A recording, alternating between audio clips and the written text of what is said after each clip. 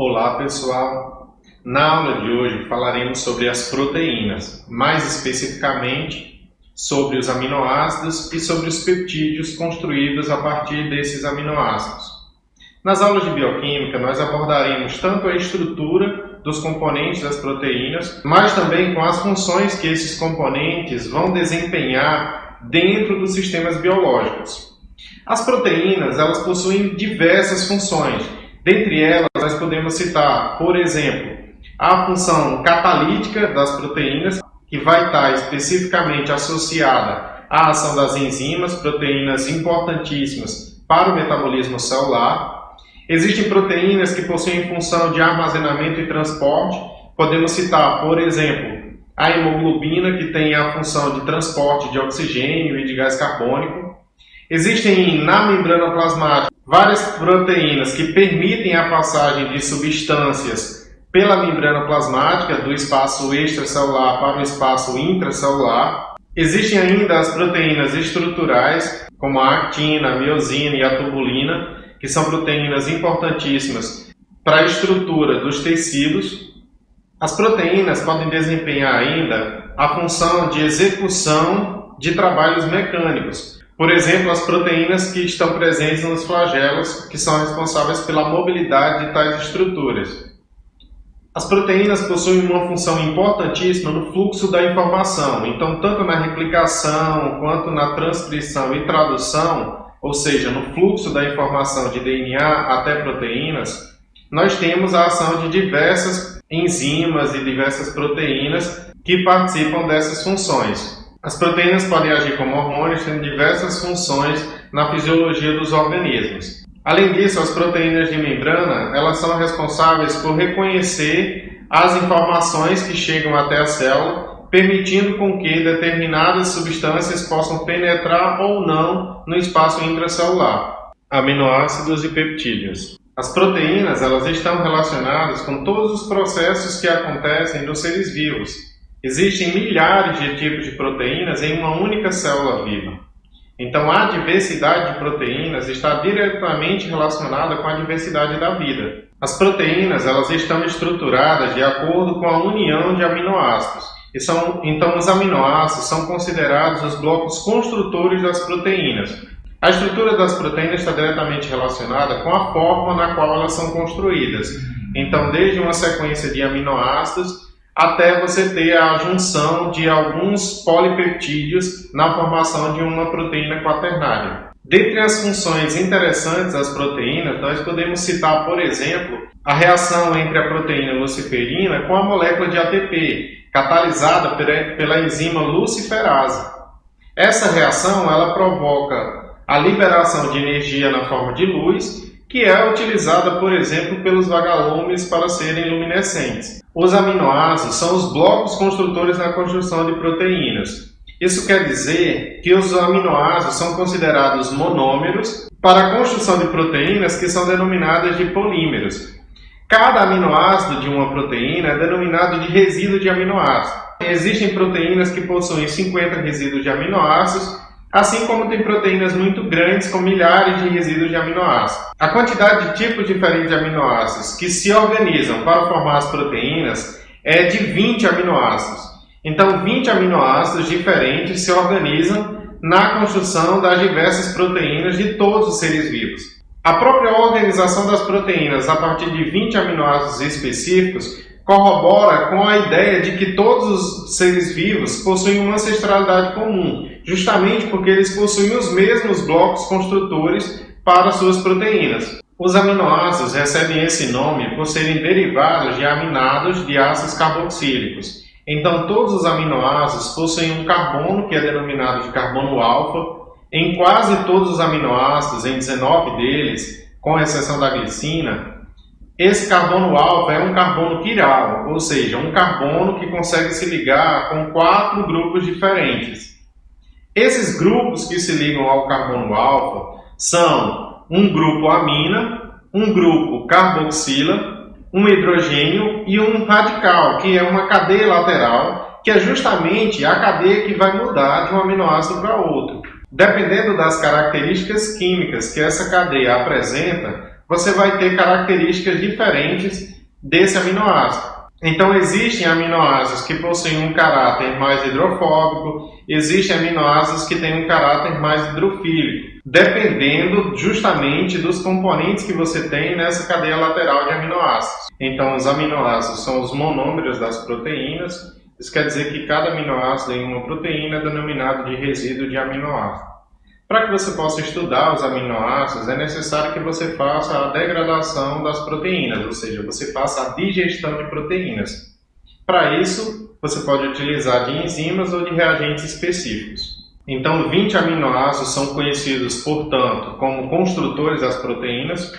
Embora mais aminoácidos possam ser encontrados, eles não estão associados normalmente à construção de proteínas em si. O primeiro aminoácido identificado foi a asparagina em 1806 e o último aminoácido identificado foi a treonina em 1938. Então, o nome dos aminoácidos ele tem uma relação com a origem daquela palavra. Então, o termo glicina, que é usado para a proteína, tem uma relação com o sabor adocicado encontrado nesse aminoácido.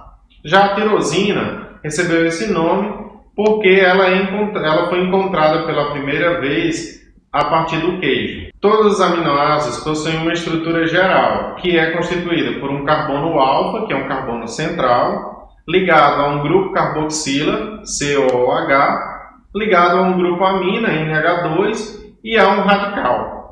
O radical é a cadeia lateral do aminoácido, que é justamente a cadeia que vai mudar de um aminoácido para outro. Nesta imagem, nós temos dois modelos para ilustrar os aminoácidos. Na imagem A, nós temos a projeção de Fischer para o modelo de aminoácido, considerando a estequiometria da molécula de aminoácido. Na imagem B, nós temos o modelo de esfera e bastão do aminoácido serina. Então, na imagem A, você consegue observar que o carbono alfa ele vai estar ligado ao grupo carboxila na parte superior e ao hidrogênio na parte inferior. Tanto o grupo carboxila como o hidrogênio, eles vão estar projetados para distante do observador, enquanto que o grupo amina ele vai estar do lado esquerdo e o hidrogênio vai estar do lado direito, se projetando em direção ao observador. Nem sempre os bioquímicos utilizam da estequiometria dos aminoácidos. Portanto, algumas imagens que vocês vão ver, elas não vão estar representando essa estequiometria. A estequiometria é importante porque os aminoácidos que são encontrados compondo as proteínas, eles vão ser aminoácidos do tipo L, que são aminoácidos que o grupo amina está sempre do lado esquerdo do carbono alfa. Já no modelo esfera e bastão da serina, você consegue observar uma ilustração que representa da mesma forma o aminoácido, utilizando cores diferentes para os elementos distintos que compõem os aminoácidos. Então, em bioquímica, o carbono quiral dos aminoácidos vai ser denominado de carbono alfa. O radical, ou grupo R, representa a cadeia lateral, que é justamente a cadeia que vai mudar de acordo com os aminoácidos. Os aminoácidos podem ter estruturas diferentes, tamanhos distintos. O menor aminoácido que a gente tem é a glicina, que o radical é apenas um átomo de hidrogênio. Dependendo do radical, dependendo dessa cadeia lateral, os aminoácidos eles podem ter uma maior ou menor afinidade com a água. Outros aminoácidos menos comuns existem e eles são normalmente modificações depois da síntese proteica, não constituindo, portanto, as proteínas. Para representar os aminoácidos, existem abreviaturas que são utilizadas e símbolos. Esses símbolos e abreviaturas são utilizados apenas para os 20 aminoácidos comuns. Existem duas formas de representar os aminoácidos. Eles podem ser representados uma sequência de 3 letras, por exemplo, o aminoácido glicina vai ser representado pela sequência de letras GLY, mas eles também podem ser representados por uma outra convenção que utiliza uma única letra para representar cada aminoácido. Nem sempre a letra que representa o aminoácido vai ser a letra da inicial do aminoácido. Nos casos, por exemplo, que estão representados da glicina, alanina, prolina, valina, leucina, isoleucina e metionina, a representação com uma única letra é justamente a inicial dos aminoácidos. Mas outros aminoácidos não vão ter a letra inicial sendo representada daquele aminoácido. É o caso, por exemplo, da tirosina, que é representada por Y, e do triptofano, que é representado por W. Os aminoácidos podem ser agrupados de acordo com as características da cadeia lateral. Então, aminoácidos que possuem uma cadeia lateral que é apolar, ou seja, que não existe polaridade na molécula, eles vão estar agrupados como aminoácidos alifáticos. Os aminoácidos que possuem anéis aromáticos na sua estrutura estão dentro dos grupos R aromáticos. Os aminoácidos que possuem polaridade, ou seja, normalmente são aminoácidos muito hidrofílicos, como a serina, treonina, cisteína, asparigina e glutamina, eles são agrupados dentro dos aminoácidos que são mais polares e, portanto, são mais hidrofílicos. Os aminoácidos que normalmente são mais hidrofóbicos são justamente os que são apolares. Grupos carregados positivamente, como a lisina, histidina e arginina. E, além disso, a gente tem grupos que são carregados negativamente, como o aspartato e o glutamato. Os aminoácidos que são carregados negativamente são aminoácidos que vão ter um caráter ácido. Já os aminoácidos que são carregados positivamente, eles vão desempenhar um caráter básico para esses aminoácidos. De repente, você pode se perguntar, mas qual a importância de saber se um aminoácido é mais polar ou menos polar? Qual a importância de um aminoácido ter um caráter hidrofílico ou hidrofóbico na composição de uma proteína? Se pegarmos, por exemplo, uma proteína transmembrana, ou seja, uma proteína que ultrapassa a membrana plasmática da célula, indo do meio extracelular ao meio intracelular. No meio extracelular e no meio intracelular, nós temos a presença de água. Esses aminoácidos da proteína transmembrana que ficam em contato tanto com a região intracelular quanto com a região extracelular são aminoácidos que possuem uma característica de serem hidrofílicos. Já aqueles aminoácidos que vão estar em contato com as cadeias alifáticas dos fosfolipídios são aminoácidos que precisam ter uma característica apolar, ou seja, uma característica de afinidade com as caudas hidrocarbonadas dos fosfolipídios. Temos aqui a ilustração do aminoácido mais simples, que é justamente a glicina, que é o único aminoácido que não tem um carbono quiral. Todos os outros 19 aminoácidos possuem esse carbono quiral. Os aminoácidos eles sempre vão possuir dois estereoisômeros, de acordo com a convenção de Fisch, que são os estereoisômeros L e D. O estereoisômero L é o estereoisômero que possui o grupo amina à esquerda do carbono alfa. Já o estereoisômero D é o estereoisômero que o grupo amina do aminoácido se encontra à direita do carbono alfa. Nos seres vivos só são encontrados os estereoisômeros do tipo L. Os estereoisômeros do tipo D não são encontrados como componentes das proteínas. Há uma discussão sobre como que o último ancestral comum de todos os seres vivos ele selecionou os estereoisômeros do tipo L em detrimento dos estereoisômeros do tipo D. A discussão é de que provavelmente isso aconteceu de forma aleatória. As primeiras proteínas elas eram proteínas com poucos resíduos de aminoácidos, então a chance de que ali você tivesse uma seleção justamente dos aminoácidos do tipo L era muito maior. Nos seres vivos atuais, a construção de proteínas ela acontece seguindo justamente a orientação que vem do DNA. Então, o metabolismo das células dos seres vivos vai sintetizar justamente os aminoácidos do tipo L de acordo com a convenção de Fisch. Então, os aminoácidos eles podem ser classificados de acordo com as suas cadeias laterais representadas por R. Em relação à solubilidade em água, os aminoácidos podem ser classificados como aminoácidos hidrofílicos e aminoácidos hidrofóbicos. Já em relação à polaridade, os aminoácidos podem ser considerados apolares, que são aqueles que possuem caudas normalmente de hidrocarbonetos, e podem ser considerados aminoácidos polares, que são aqueles aminoácidos que têm uma polaridade maior, que são justamente os aminoácidos que também vão ser hidrofílicos. Dentre os aminoácidos que são altamente hidrofílicos, ou seja, que são muito solúveis em água, a gente pode citar a glicina, a histidina e a cisteína. Nessa imagem, nós temos a representação dos aminoácidos R apolares. Esses aminoácidos eles têm natureza alifática, a maioria com cadeias de hidrocarbonetos, e que possuem um caráter hidrofóbico. A glicina ela vai ter um comportamento levemente hidrofóbico porque ela tem apenas um hidrogênio na sua cadeia lateral.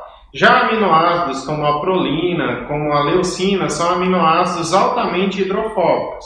Ou seja, esses aminoácidos nas proteínas, eles vão ficar nas regiões internas da proteína e normalmente que não tem contato com o meio aquoso. Representando os aminoácidos R aromáticos ou polares, mas que não possuem carga nem negativa nem positiva, nós temos os aminoácidos R aromáticos, a fenilanina, por exemplo, que possui um anel benzeno na sua cadeia lateral, a tirosina e o triptofano. São os três representantes desses aminoácidos aromáticos. Já os aminoácidos do grupo R polares, que não são carregados, são os aminoácidos como a serina, a treonina e a cisteína.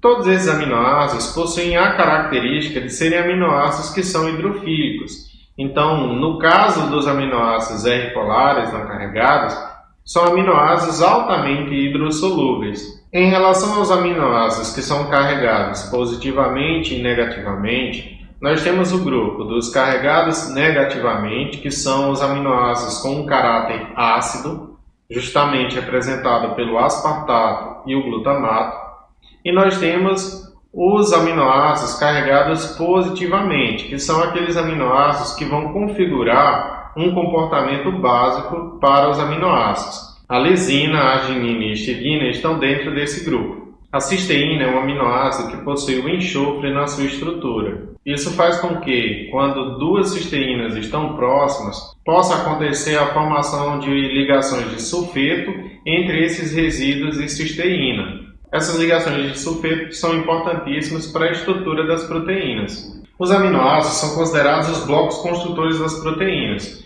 Então, esses aminoácidos eles precisam se ligar para que a gente tenha a formação da proteína. O nome da ligação que une dois aminoácidos é ligação peptídica.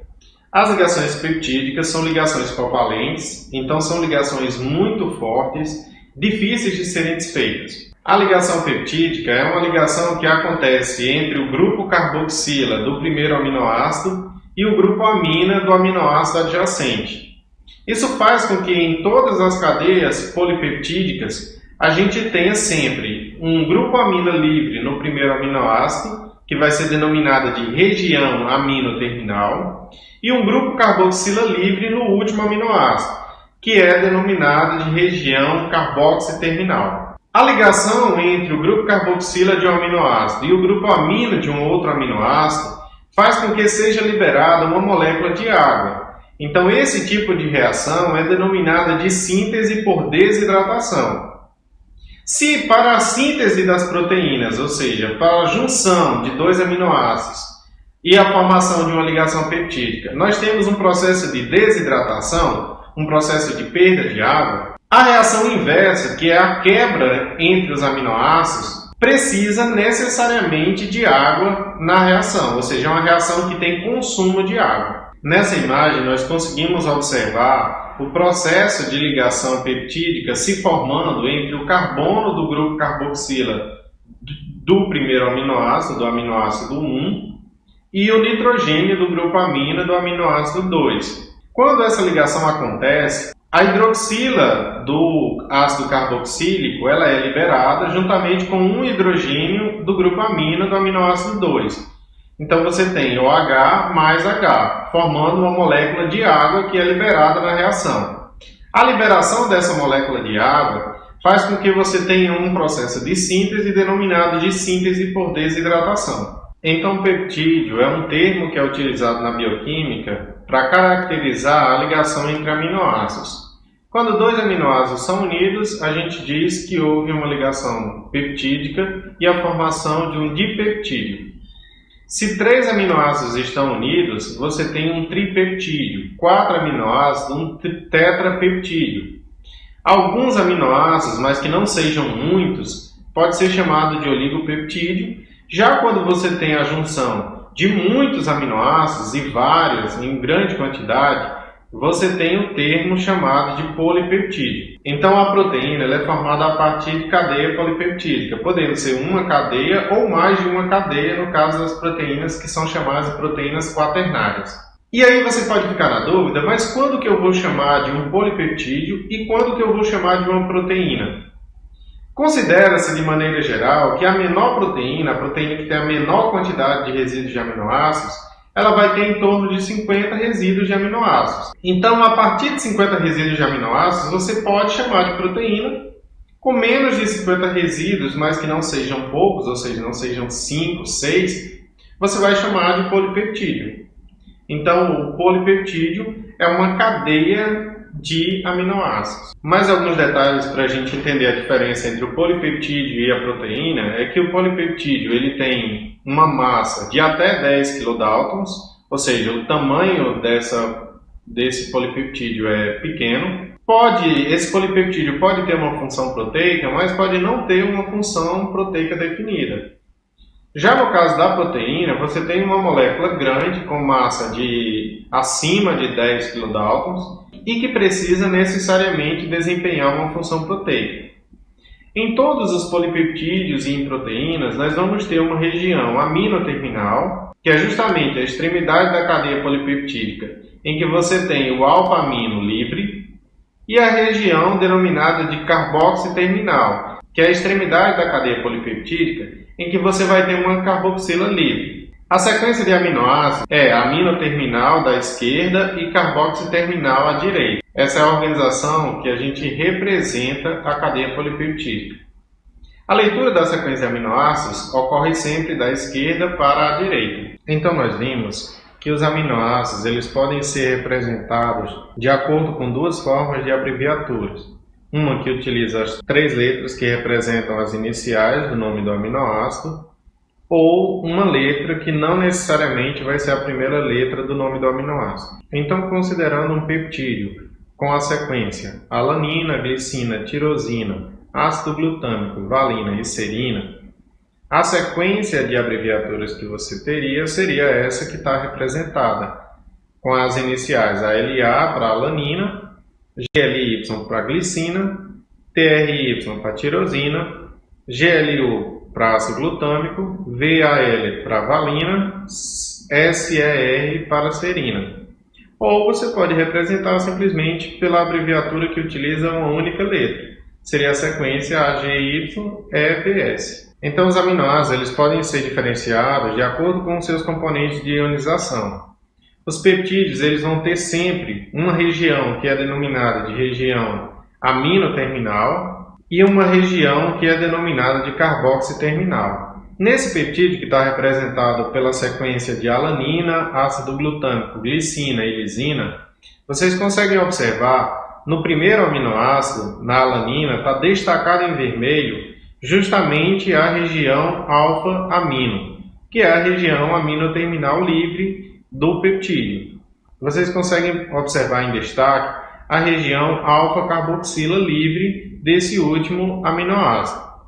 Então, em todos os peptídeos nós vamos ter uma região alfa-amina e alfa-carboxila livres. Os grupos alfa-amina e alfa-carboxila eles são ligados por ligação peptídica. Por isso que nos demais aminoácidos, ou seja, nos aminoácidos que estão no meio de um peptídeo, essas regiões, esses grupos, eles não vão estar livres. Portanto, eles não vão se ionizar e não contribuem no comportamento ácido-básico. Quem vai contribuir com o comportamento ácido-básico vai ser justamente o grupo R, que é a cadeia lateral. A gente pode observar no aminoácido ácido glutâmico e no aminoácido lisina a presença justamente desses componentes ácido-básicos. No caso do ácido glutâmico, nós temos um componente ácido e no caso da lisina, nós temos um componente básico representado por NH3. Então, peptídeos e polipeptídeos podem ocorrer com uma variação enorme em tamanho e também em composição, a depender da sequência na qual esses aminoácidos vão estar organizados.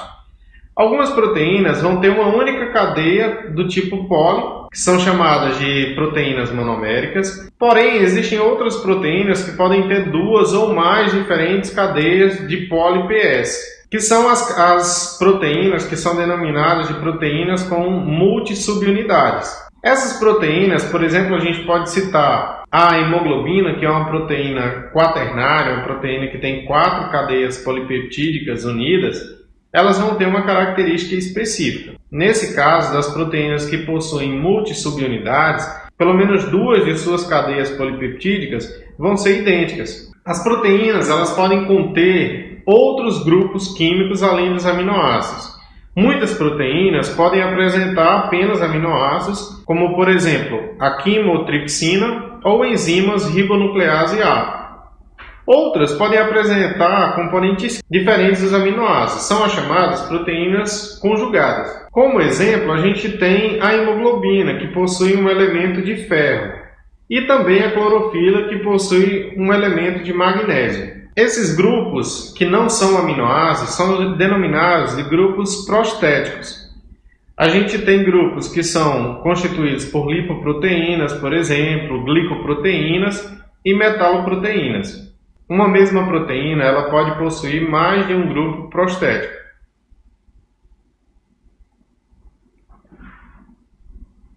Então, pessoal, nós finalizamos a aula de hoje e estudamos o conteúdo relacionado aos aminoácidos e relacionado aos peptídeos. Na próxima aula falaremos sobre mais conteúdos relacionados às proteínas. Bons estudos!